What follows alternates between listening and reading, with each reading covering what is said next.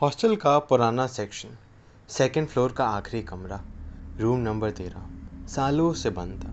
दीवारों पर काई, खिड़कियों में जंग और अंदर घुसने वाला कभी वापस ही नहीं आया।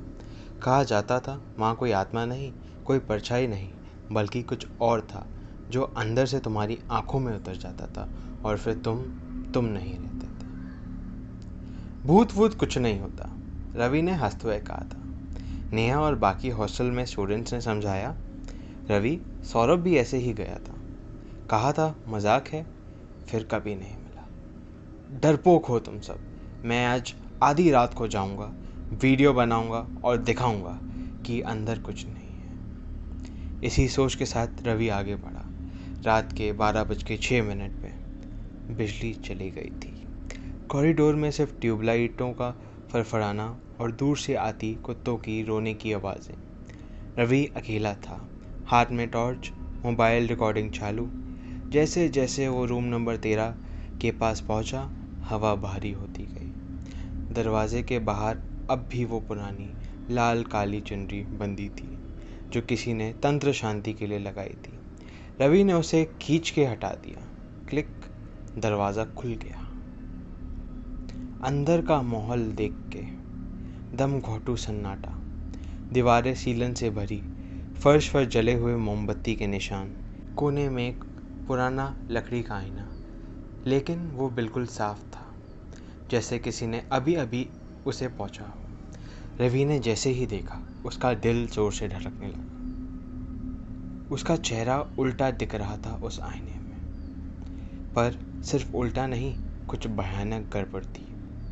उसकी आंखें खुली थीं, लेकिन वो अपनी आंखों से नहीं देख रहा था, जैसे कोई और अंदर से देख रहा था। और फिर आईने के पीछे एक परछाई दिखी, उसी की जैसी, लेकिन आंखों से खून बह रहा था।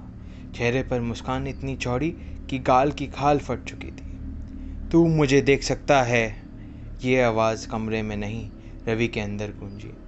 वो चौंक के पलटा, कोई नहीं। पर जब दोबारा आईने की तरफ देखा, अब उसको चेहरा गायब हो गया था।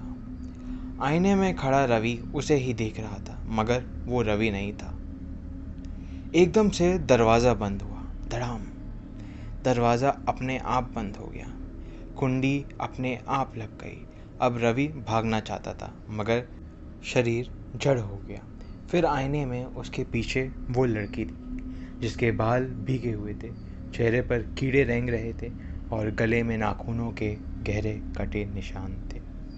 उसने रवि की आंखों में झांका और मुस्कुराई। अब तू मेरा है। आईना टूटता है।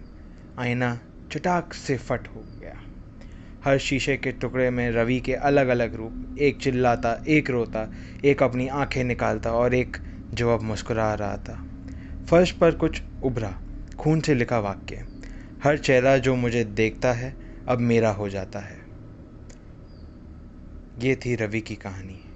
उस अगली सुबह 6:12 पर दरवाज़ा खुला।